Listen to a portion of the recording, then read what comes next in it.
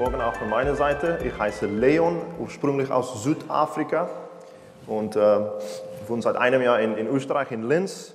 Arbeite zusammen mit Pastor Martin Griesfelder in Linz bei FCG Freikirchengemeinde Linz. Und er sendet auch seine liebe Grüße für Steyr. Yes, and of course, thank you, Franz, for translating.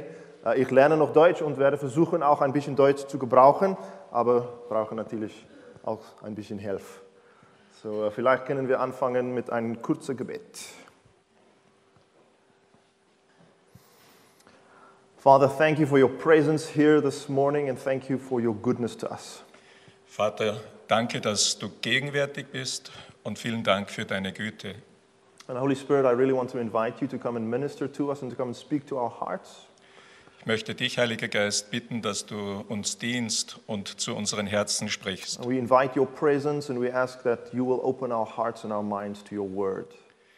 Wir laden deine Gegenwart ein und bitten, dass du unsere Herzen offen machst für dein Wort.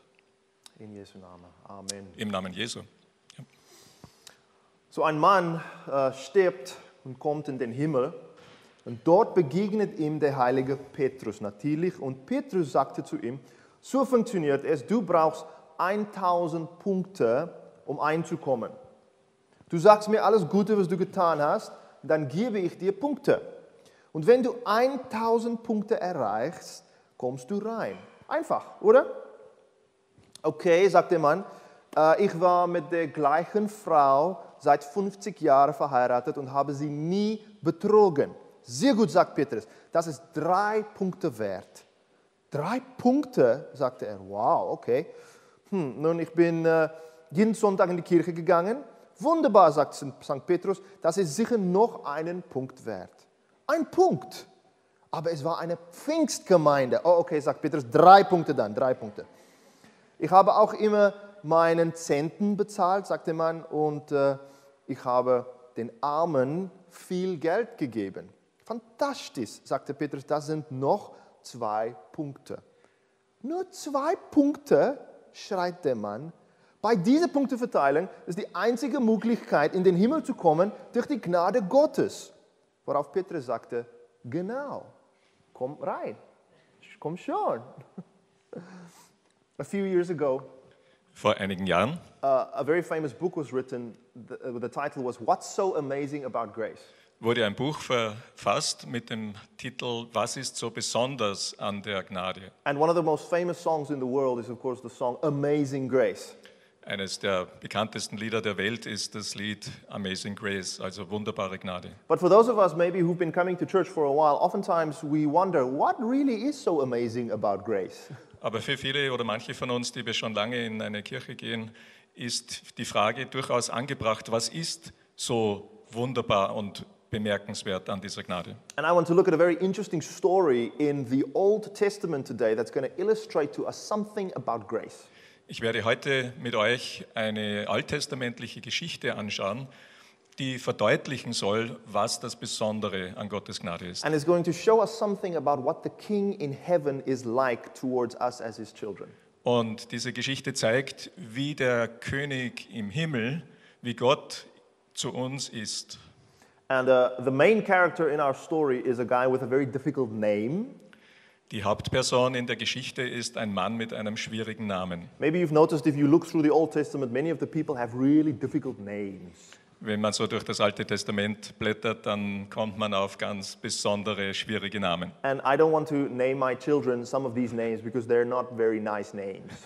Ich würde meine Kinder eben nicht nach manchen dieser Personen benennen, denn sie sind schwierig und komisch. And the Hauptcharakter in our story today is called Mephi-Boschet. Mephi-Boschet, that's his name.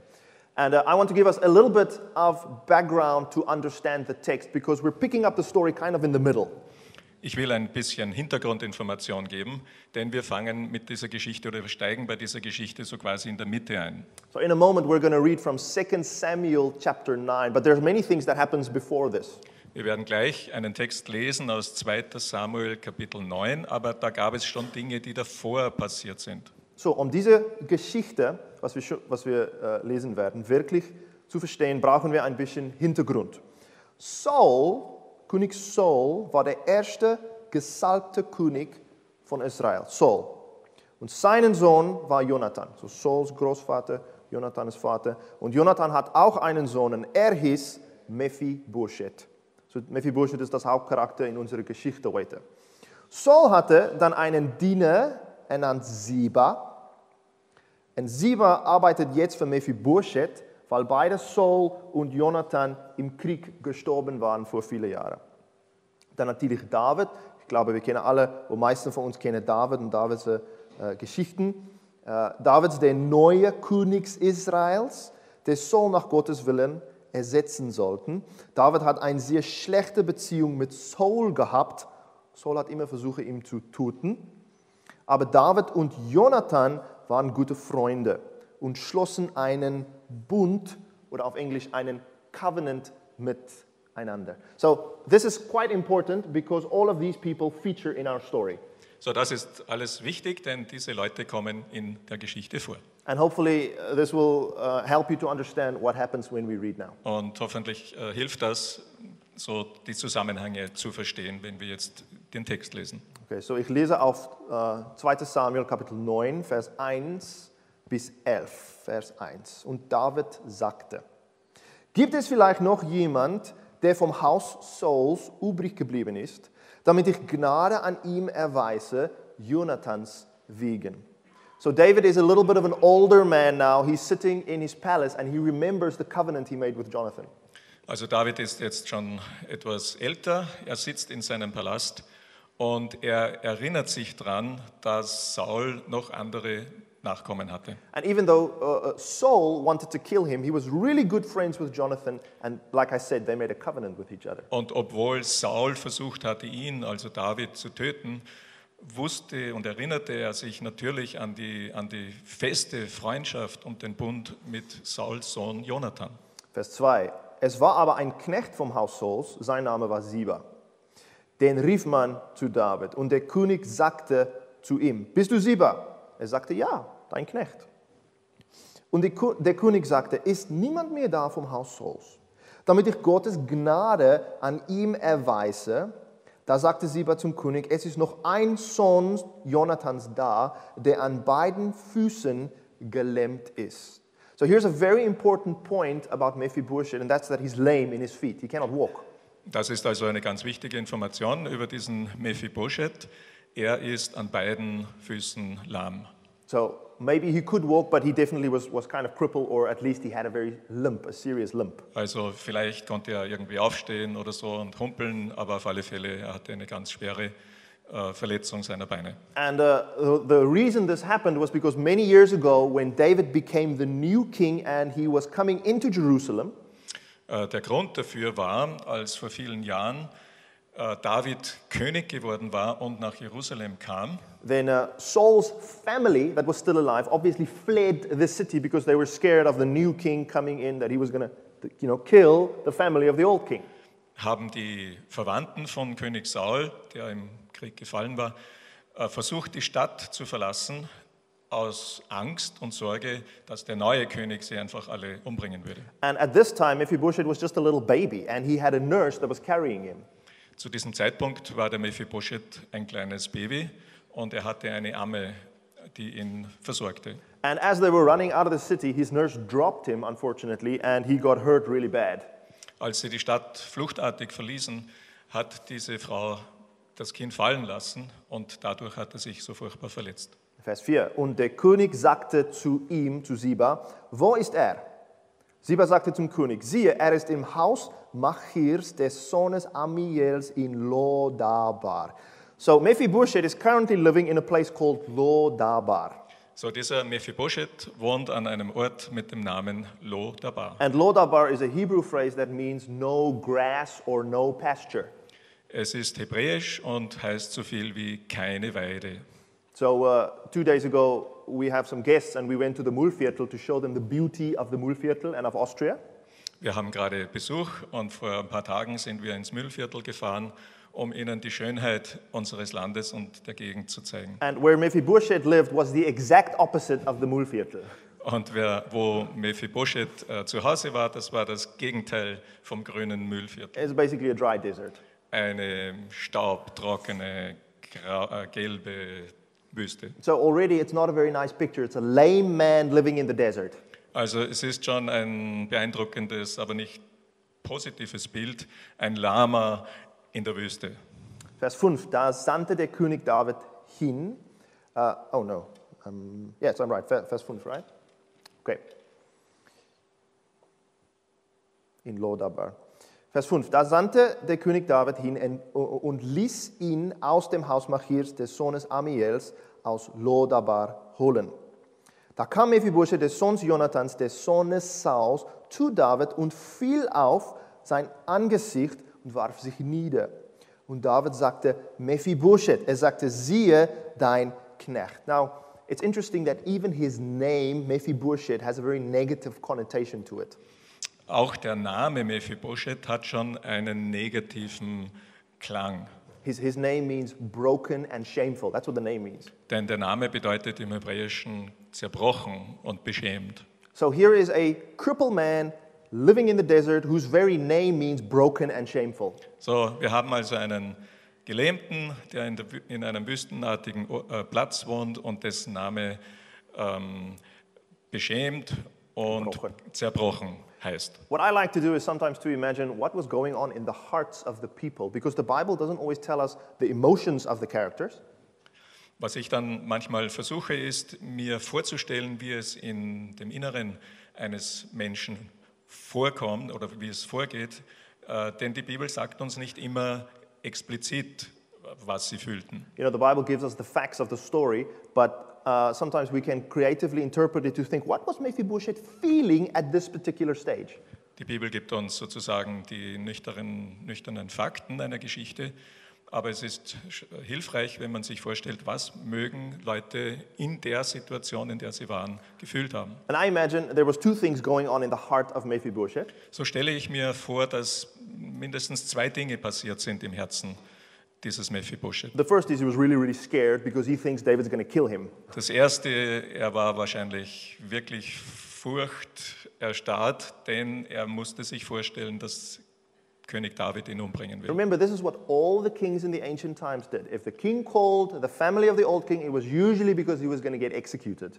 Also das ist das, was wir wissen aus dem Altertum im Nahen Osten, was üblich war, wenn ein neuer König an die Macht kam und er die alten Angehörigen des alten Königs zu sich rief, das war zur Hinrichtung. And then on the other hand, I think there was probably a little bit of anger and bitterness also in his heart as he walks into the palace. Kann mir auch vorstellen, dass möglicherweise im Herzen von Mephi-Boschet auch gewisser Ärger, Zorn, Wut war, als er jetzt in den Palast des Königs geht. I mean, he walks in there and he thinks, you know, I should have been the one sitting on the throne if it wasn't for David. Denn er konnte sich denken, eigentlich sollte ich dort auf dem Thron sitzen, wäre nicht der David gekommen. I mean, if it wasn't for David, Saul would not have died. I would have been royalty now. I would not have been lame. I would not have been living in the desert. I would have been the king. Denn wenn David nicht gekommen wäre, dann würde Saul nicht gestorben sein und ich würde dort sitzen als Nachkomme von ihm im Palast. Ich wäre auch nicht gelähmt, also es wäre alles total anders. And then he probably thinks, I'm angry, but it doesn't matter because today my life ends in any case. Und vielleicht hat er gedacht, ja, ich bin wütend und zornig, aber es ist auch schon wurscht, denn das ist der letzte Tag meines Lebens. Now let's see what David does in verse 7.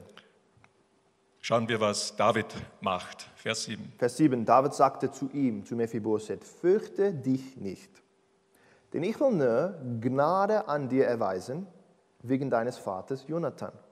Und ich will dir alle Felder deines Vaters Saul zurückgeben, du aber sollst ständig an meinem Tisch Brot essen. I imagine Mephi-Boschet thought, what did the king just say? I think I heard wrong what the king just said. Ich stelle mir vor, dass Mephi-Boschet in dem Moment dachte, was habe ich mich jetzt verhört? Hat der König das wirklich gesagt? I mean, not only is David saying, I'm not going to kill you, denn David hat also gesagt, ich werde dich erstens nicht töten. And I'm going to give you the fields of your grandfather who tried to kill me for many decades. Und zweitens will ich dir die Felder deines Großvaters zurückgeben, der ja versucht hat, mich für über viele Jahre umzubringen. So I'm restoring your inheritance and your honor to you and to your family. Ich werde also dein Erbteil und deine Ehre zurückgeben. And then he goes further and he says, you're going to be eating at my table from now on. Aber nicht nur das, er geht noch weiter und sagt, und du sollst von nun an meinem Tisch, an meiner Tafel essen. And maybe we think, oh, that's nice, but actually in the ancient times, it was a great, great, great honor to be able to eat at the table of the king. Wir denken vielleicht, naja, okay, nett, aber zu der damaligen Zeit war das eine außerordentliche Ehre, dass jemand an die Königstafel geladen war. Now, today when we think of king or queen, maybe we think of Queen Elizabeth and her little dogs. You know, she has these little dogs that she likes. Wenn wir heute an Königinnen und Könige denken, dann fällt uns sicherlich die Königin von England ein mit ihren netten kleinen Hunden. But she's just ceremonial. She doesn't really have any power in public. Aber ihre Rolle ist, wenn man genau hinschaut, wirklich nur zeremoniell. Sie hat keine wirkliche große Macht. But in the ancient times, the kings were absolute monarchs with absolute authority. In der damaligen Zeit, von der unsere Geschichte spricht, waren Könige die absoluten Herrscher mit absoluter Macht. And only the very close family of the king and the highest diplomats and guests of the kingdom could eat at the table of the king. Und nur die innerste Familie des Königs sowie die höchsten Diplomaten und Gäste, die der König eingeladen hatte, hatten das Vorrecht, an seiner Tafel zu sitzen. So to put this in a modern context, it's almost like Mephi-Boschet wins the lottery 5 times over with what happens here. Auf unsere Situation angewandt würden wir vielleicht sagen, Mephi-Boschet hat den Lotterie-Hauptgewinn gemacht, aber gleich 5-mal hintereinander. Vers 8. Da warf Mephi-Boschet, sich nieder und sagte, was ist dein Knecht, dass du dich einem toten Hund zugewandt hast, wie ich einer bin? The ancient Jewish people did not like dogs at all. Die Juden im Altertum haben Hunde nicht gemocht. And for them a dog was a dirty, bad animal. Ein Hund war ein schmutziges und ungutes Tier. They were not like Queen Elizabeth. Sie waren nicht so in ihrer Haltung den Hunden gegenüber wie Königin Elisabeth. Vers 9. Und der König rief Siba, den Diener Sauls, und sagte zu ihm, alles, was Saul und seinem ganzen Haus gehört hat, habe ich dem Sohn, Mephi-Boschet, deines Herrn gegeben. Und du, Siba, du sollst für ihn das Land bearbeiten. Isn't that nice? Ist das nicht nett? Du und deine Söhne und deine Knechte und die Ernte einbringen, damit der Sohn deines Herrn Brot zu essen hat. Mephi-Boschet selbst aber, der Sohn deines Herrn, soll ständig Brot an meinem Tisch essen. Und Siba hatte 15 Söhne und 20 Knechten. Vers 11, da sagte Siba zum König, nach alles, was mein Herr, der König, seinem Knecht befiehlt, so wird dein Knecht tun. Und Mephi-Boschet, sagte der König, wird an meinem Tisch essen wie einer von der Königssöhnen. There are 3 things that we can learn about the king from this story. Von der Geschichte können wir 3 Dinge lernen über den König. And we learn this about David, but David is spiritually representing the heart of Father God in this story. Wir lernen das von der Person Davids, aber dieser David repräsentiert eigentlich Gott, den Vater. The first thing that we learn is that God, or the king's opinion, is the only opinion that really matters. Erstens, die Meinung des Königs ist das, was wirklich zählt. I imagine that the first time Mephi-Boschet walks into the palace for dinner, he's probably feeling like he doesn't belong there. Ich stelle mir vor, als Mephi-Boschet das erste Mal in den Königshof kommt, zum Essen an der Tafel des Königs, dass er sich dachte und fühlte, irgendwie gehöre ich nicht dazu. I mean, he's limping in there, and he looks and he still smells like a peasant who's been living in the desert. Er wackelt vielleicht rein, er schaut immer noch so aus wie ein Landarbeiter, ein Knecht dort, der in der Wüste lebt. Er riecht vielleicht so.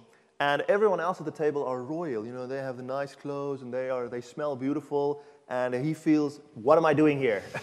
Und alle anderen am Tisch sind super gekleidet und riechen gut und gehören dazu. Und er denkt sich, was mache ich hier? And we know that David's own children were always not, or sometimes not very nice people. From the other stories we can gather that.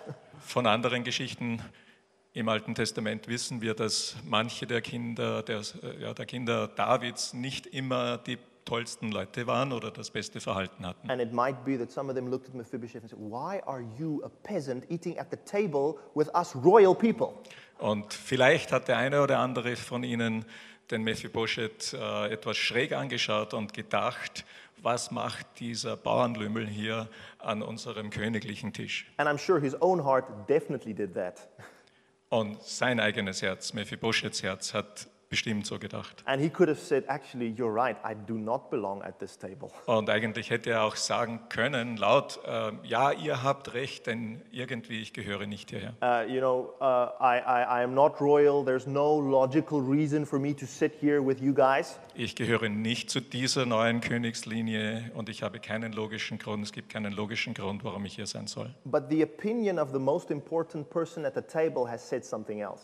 Aber die Meinung und Sicht der wichtigsten Person, die an dieser Königstafel sitzt, die bestimmt die Meinung. The king is the absolute authority. It doesn't really matter what his children or what the other people think. The word of the king is the word to be followed. Es ist der König, dessen Meinung zählt. Und egal, was seine eigenen Kinder dachten oder sonstige Leute hier. And many times, of course, in our own lives, we attach authority to the opinions of other people that can be very damaging for us. Manchmal tun wir das auch in unserem Leben, dass wir anderen Menschen und ihren Meinungen so eine große Bedeutung zuordnen, dass sie letzten Endes unser Leben verletzen können. And God's idea was that we are surrounded in a family with people that can build us up and can encourage us and can help us to reach our identity and our destiny.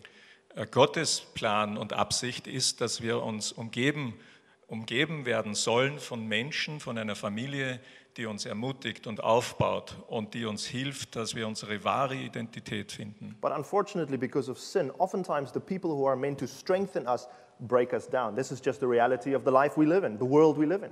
Aber die Realität ist eine ganz andere, und zwar wegen der Sünde. Die Menschen, die uns am nächsten sind, sind oft diejenigen, durch die wir verletzt werden. You know, today is Mother's Day, and for many people, Mother's Day is a very difficult day because they had very difficult relationship with their mothers.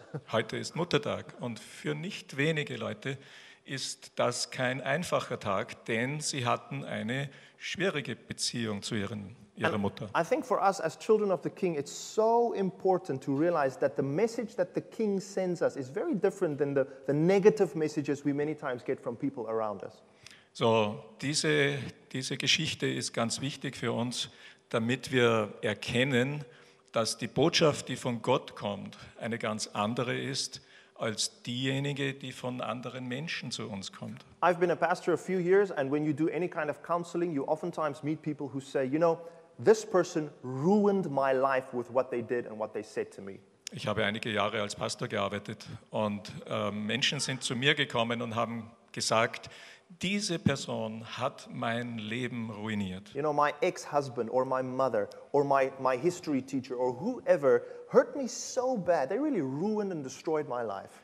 Mein Ex-Mann oder mein Lehrer oder wer immer, die haben mich so verletzt, dass mein Leben in Stücke gebrochen ist. And maybe you feel like this, and then there's a very good question to ask yourself.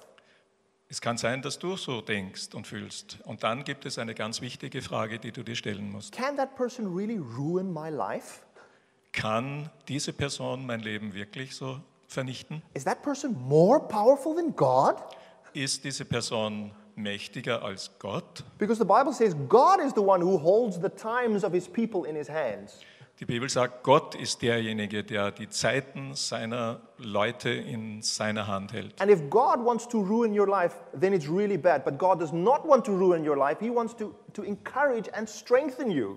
Wenn Gott wirklich vorhaben würde, dein Leben zu vernichten und zu ruinieren, dann gäbe es keine Hoffnung. Aber das ist nicht seine Absicht, das will er gar nicht. Genau im Gegenteil. He has a very different attitude towards his children. Er hat eine ganz andere Einstellung gegenüber seinen And it's Kindern. so important to realize, what does the king say about where we can sit and where we cannot sit in life? Und deshalb ist es so ungeheuer wichtig, dass wir erkennen, was sagt der König, wo wir sitzen sollen, wo wir sein sollen in unserem Leben. Noch eine kurze Geschichte zu illustrieren. Eine Violinistin spielte eines Abends vor einem großen Publikum. Am Ende ihrer tollen Aufführung bekam sie eine stehende Ovation aus der Menge. Aber als sie hinter der Bühne ankam, war sie aufgeregt. Ihre Freunde fragten sie, warum bist du aufgeregt? Hast du nicht den erstaunlichen Applaus gesehen, den du von den Leuten bekommen hast? Ja, sagt sie, aber es war ein älterer Mann in der 3. Reihe, der nicht applaudierte. Ihre Freunde waren schockiert. Was kümmerst du dich um einen alten Mann, wenn die ganze Menge begeistert war? Es bereitet mir Kummer, sagte sie, weil dieser Mann mein Geigenlehrer ist. You see, we attach different values to different opinions of people, obviously. Offensichtlich geben wir verschiedenen Menschen eine verschiedene Bedeutung für ihre Meinungen. And it's a skill that Christians have to learn to value God's opinion about themselves higher than any other opinion. Und es ist eine Fähigkeit, die wir entwickeln müssen als Christen, dass wir die Meinung Gottes höher achten als alle anderen Meinungen auf der Welt. The second thing we learn about the king is that he is kinder than we think. Das Zweite, was wir über König David lernen, ist, er ist freundlicher, als wir meinten. Mephi-Boschet comes into the palace with a lot of anger and hatred probably of David. Mephi-Boschet kam an diesen Königshof und an die Tafel, möglicherweise mit ziemlich viel Wut und vielleicht sogar Hass David gegenüber. And David does the exact opposite of what he expects, and I imagine he's quite shocked about that. Und dann erlebt er, wie David sich genau gegenteilig ihm gegenüber verhält, und das dürfte ihn durchaus geschockt haben. And I've seen this is true in the lives of people who oftentimes hate God, and then when they get to know God, they're surprised at how genuinely nice God is. Und ich habe schon mehrmals gehört, wie es Menschen geht, die zunächst einmal Gott hassen und ihn dann aber später kennenlernen, dass sie völlig überrascht sind, wie freundlich er mit ihnen umgeht. Someone said there are 2 rules of atheism. Jemand hat gesagt, es gibt 2 Gesetzmäßigkeiten bei den Atheisten. And if you are here today and you're an atheist, I don't mean this in a belittling way, I'm just stating a fact. Wenn du zufällig hier sein solltest mit dieser Einstellung, dann sei dir gesagt, ich setze dich nicht herunter als Atheist. Ich stelle einfach 2 Tatsachen fest. And this is my experience also of talking with atheists. Und das ist auch meine Erfahrung eben im Gespräch mit Menschen, die diese Anschauung hatten. The first rule is God does not exist. Die erste Regel für sie ist, es gibt keinen Gott. And the second rule is I hate him. Und die zweite Regel ist, ich hasse ihn. And why do I hate him? Because I really do not like him. Warum hasse ich ihn?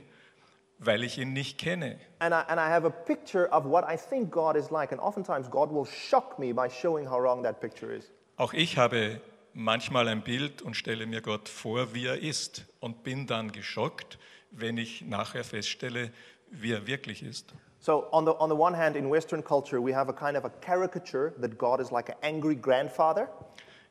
Hier im Westen haben wir manchmal diese Karikatur von Gott, dass er ein ärgerlicher, wütender Großpapa ist. And he's just waiting to judge and condemn everyone, you know, as soon as they do something wrong. He can't wait to just judge people and condemn. Der nur darauf wartet, andere zu richten und zu verurteilen. And the other caricature that we have in the Western world is that God is like a fluffy ball of love that just loves everybody and everything. Die zweite Karikatur Gottes ist, Gott ist ein fluffiger Softball, ja, von Liebe. And there's no sin, there's nothing that you can do wrong, there's no hell. Everybody is just, God just loves everybody and everything. Es gibt keine Sünde, es gibt keine Hölle, es gibt keinen ärgerlichen, zornigen Gott. Es ist einfach nur Liebe. That's a really popular conception of what people think God is like today. Das ist eine sehr weit verbreitete Meinung und Überzeugung von Menschen, wie Gott wäre. But in the scriptures, the picture is much more complex. In der Heiligen Schrift ist die Darstellung von Gott viel komplexer. It says God is, on the one hand, he's righteous and holy and demands justice. Auf der einen Seite sagt sie, Gott ist tatsächlich gerecht und heilig und verlangt Gerechtigkeit. And on the other hand, he's a loving father that is slow to anger and rich in love towards people. Auf der anderen Seite ist er ein Vater voller Barmherzigkeit und Güte und einfach darauf ab, Menschen Gutes zu tun. And if you think about the cross of Jesus, it has these two beams, right? Wenn man sich das Kreuz vorstellt, dann hat es zwei Balken. And I imagine the one beam represents the wrath of God and the other beam represents the love of God intersecting at the cross of Jesus Christ. Und ich stelle mir vor, der eine Balken steht für die Gerechtigkeit, also für den gerechten Zorn Gottes, und der andere Balken für die Liebe Gottes. And because of the cross, God is now like the father looking. When is my children coming home? Waiting for them so that he can show his kindness and his love to them. Und wegen der Darstellung Gottes durch das Kreuz sehe ich Gott als Vater, der wartet und Ausschau hält, wo sind meine Kinder, wo ist mein Kind? The third and last thing that we learn about the king Und das Dritte, was wir über den König lernen können, is that the king saves us by grace. er rettet uns durch Gnade. 2 weeks ago, I was in the Ukraine to visit some missionaries in the south of the country. Vor 2 Wochen war ich in der Südukraine, um einige Missionare dort zu besuchen. And it was a very small town, and there's a lot of poverty in the town. Ein kleiner Ort mit viel Armut. And the people look poor, and the houses are run down, and the roads are very bad. Man konnte es den Leuten an der Kleidung ansehen. Die Straßen waren furchtbar And the houses. und die Häuser verfallen. But there's one building that looks really nice. Aber ein Gebäude war super toll hergerichtet. The Orthodox Church, right in the middle. Die orthodoxe Kirche in der Mitte And, des Dorfes. you know, the people walk past the church and they do all their religious bowing and all their things. Die Leute sind an der Kirche vorbeigegangen, haben sich bekreuzigt und sonstige Körperbewegungen gemacht, die dazugehören. Unfortunately, many of them are very superstitious. This is what the missionaries there told us. Der Missionar dort erzählte uns, dass die Leute sehr abergläubisch sind. So I thought, isn't this interesting? You have the poor people and the poor town and the rich church. Und ich dachte mir, ist das nicht interessant? Du hast hier ein Dorf, ein armes Dorf, aber in der Mitte eine reiche Kirche. It's almost like going back to the Middle Ages, you know, and looking at the church having all this money, but no one else has any money. Irgendwie kam es mir ein bisschen so vor wie im Mittelalter, wo die Leute arm waren, aber die Kirche reich. And I thought, isn't this why so many people in Austria today hate the church? Und ist es vielleicht nicht deshalb auch, weil so manche Leute hier bei uns die Kirche hassen? And I wondered, maybe in 200 years, the great-grandchildren will think, why did our grandparents listen to the church who just stole their money? Vielleicht ist es in 200 Jahren dort in der Ukraine so, dass die Urgroßenkel dieser Leute, die jetzt dort leben, zurückschauen werden und sich fragen werden, warum haben unsere Großeltern der Kirche so viel Geld gegeben? And again, I'm creatively interpreting, you know, I like to use my imagination. Maybe it's not like that, but it's likely. Ihr seht schon, meine Vorstellungskraft geht hier ein bisschen mit mir durch. Ich mag gerne solche Überlegungen anstellen. Vielleicht war es nicht so und ich tue den Leuten auch Unrecht. But the reason why many of the people do give money to the church is because, unfortunately, they do somehow think that they can earn their way into heaven. Aber ich weiß, dass manche Leute zumindest der Kirche Geld geben, weil sie in irgendeiner Weise annehmen, dass ihnen das den Weg zum Himmel freimachen Even würde. though the Orthodox Church officially doesn't teach that, many of the people, especially in poorer areas, think that they can earn their way to God. Auch wenn die orthodoxe Kirche das sicherlich offiziell gar nicht so lehrt, nehmen doch manche Leute an, dass es so sei. And it's a little bit like that joke I told in the beginning, you know, if you do enough good things, maybe you have enough points and you can make it into heaven. Es ist vielleicht so ähnlich wie bei der Geschichte, die ich am Anfang erzählt habe. Wenn man genug Pluspunkte sammelt bei Gott, dann ist man dabei. But the gospel, of course, is the exact opposite of that. Aber das Evangelium ist genau gegenteilig. The gospel says you can never, no matter how good you are, you can never reach heaven. You can never build your own ladder to God. Das Evangelium sagt, du kannst niemals dir deine eigene Leiter zum Himmel bauen, egal wie gut du bist und was du machst. The gospel is the message that Jesus is our ladder that comes down and makes us a way to him and to God. Das Evangelium heißt, Gott selber kommt in Jesus Christus auf dieser Leiter heruntergestiegen und er macht alles, damit wir einen freien Zugang haben können zu Gott. In the beginning of our story, David asks this very important question. Zu Beginn unserer Geschichte hat David eine wichtige Frage gestellt. He said, is there anyone left of Jonathan's house so that I can show kindness to him? Gibt es noch irgendjemand von Jonathans Familie, damit ich diesen Leuten Freundlichkeit erweisen And I kann? think this is the same question God is still asking of the earth today. Und ich denke, Gott stellt dieselbe Frage, wenn er die Welt sieht. Ich glaube, Gott fragt immer, gibt es vielleicht noch jemand, der vom Haus Adams übrig geblieben ist, damit ich Gnade an ihm oder ihr erweise, Jesus' wegen. I'm looking for sons and daughters of Adam so that I can show my kindness and my goodness to them. Ich schaue aus nach Söhnen und Töchtern Adams, damit ich ihnen Freundlichkeit erweisen kann. And of course, once you experience the grace of God, your life turns around and you hate sin and you want to live a different life to please your Father. Und wenn man die Freundlichkeit und Gnade Gottes erlebt hat, dann willst du ihn einladen und dein Herz verändert sich und du beginnst ihn zu lieben und die Sünde zu hassen. But it's because of his grace and his unusual, extraordinary kindness that any of this is possible at all. Aber es ist wegen seiner Gnade und wegen seiner ungewöhnlichen, außergewöhnlichen Freundlichkeit und Güte, dass wir das so erleben können. We are going to continue with a few worship songs.